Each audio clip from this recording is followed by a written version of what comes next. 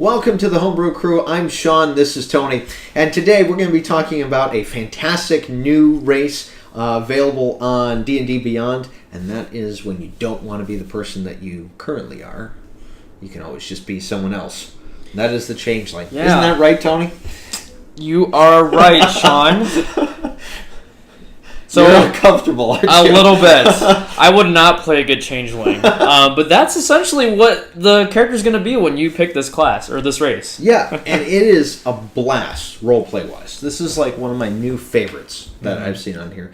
And a lot of the Eberron races are really cool. I think it's something that I didn't really delve into before, but now that we've been doing these videos, I can kind of get into it a little bit more. Yeah, definitely. And I know in our other review on the Kalishtar, even if it's set for the Eberron setting, this is another class that can definitely work in pretty much a lot of different campaign settings as well. You can definitely figure out and write this in. Absolutely. You don't have to use this word for word as to their background or their traits, but if you take their basic premise of how the characters are and what the changelings mean, you can throw this into any setting. You can have these be tribal changelings if you want it. It's just whatever works for your setting.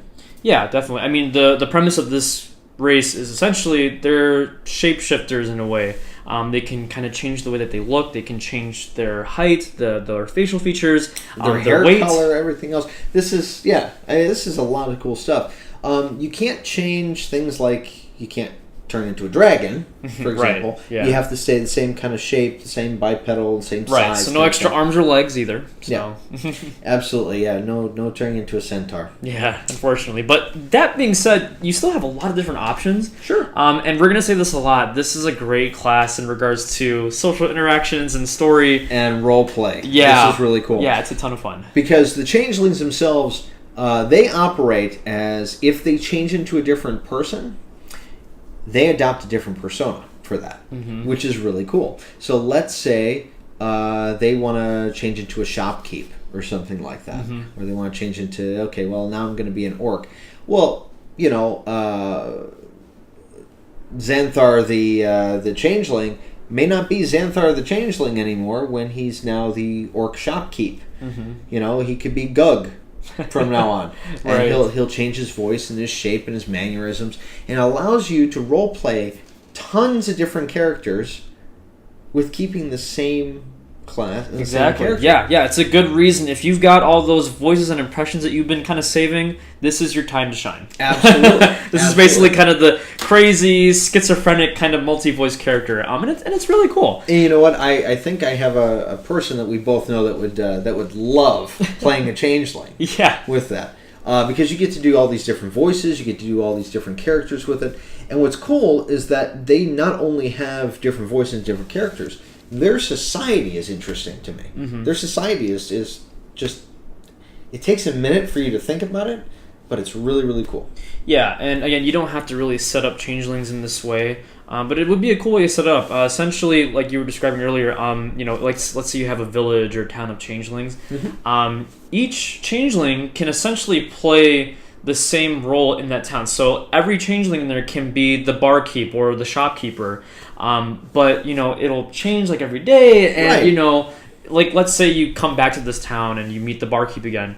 It's going to look like the barkeep and it's going to act like the barkeep, but it might not be the same changeling that you interacted before. They might not remember you at all. No, it's an interesting thing. They'll pass off information with it. It's kind of like the roles that you have. I don't want to say it's like they're wearing a mask, but it is kind of the same thing. Yeah. It's like, I'm going to be this person for the day. I'm going to be that person for the day. And that I could just see towns and so many different things created from this. And for player characters with it, being able to change your appearance, having the proficiency bonus to insight and to having it to persuasion, any of those things, they are very heavy charisma based. Very heavy charisma based. Yeah, definitely. I mean, you get +2 to charisma off the bat, so they definitely kind of encourage you to do so from there. I think one of the most interesting features is the one called Unsettling Visage or Visage. Essentially, you use or when something attacks you.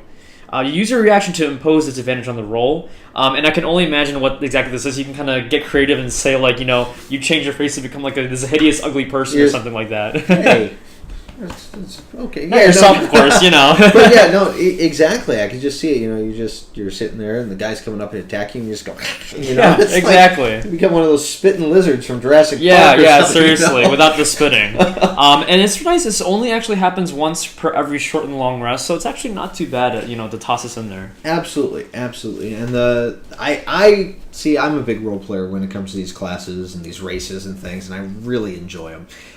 Divergent persona is another one that comes with this, and that I think is cool. So remember we were talking about, picking a persona or something? Mm-hmm. Well, you as a changeling get proficiency in a tool. You get to pick the tool, and then you create a whole persona around the skilled artisan that is that tool. Mm-hmm. If you want to be, a guy who does brewing, like you got a brewer's kit and everything else like that, you can become Inga the barmaid. And Inga is there. Every time you become, you want to make something, you become Inga the barmaid.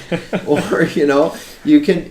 I think it's just such a rich role play, race with this that there's so much that you can end up doing. Yeah, absolutely.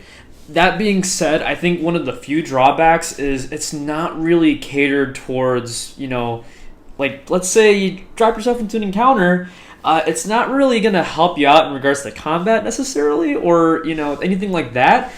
This is obviously, if you're looking for those social encounters and if you're looking to kind of build on that kind of deceptive or persuasive kind of character, sure. That's kind of really what it focuses on. So make sure you kind of know that before jumping into a changeling. Not to say that you can't be a changeling fighter. Hey, if you want to do it, go for it. There's actually a really cool roleplay idea that I just had with that. You could actually be a changeling fighter.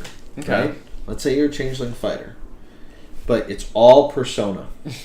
Like the whole thing, like this would go great with like a Purple Dragon Knight, where they convince other people to do it. Mm-hmm. And I just see the changeling taking this form of this really big, brooding kind of, commanding guard and telling them, you do this and you do that. Right, yeah. But they never do anything themselves because they're actually really bad at it. Yeah, exactly. It just, again, the role players. Yeah, now you mentioned, I imagine maybe you're a spellcaster, and when you cast different types of spells, your persona changes. Yeah. You play someone who's very spicy when they throw a fireball, or someone more cold voice when they throw like a cone of cold. There's so many things you can kind of do with this kind of character. Obviously, the only thing that you want to know before going into this is be prepared to really explore the role playing aspect of the game.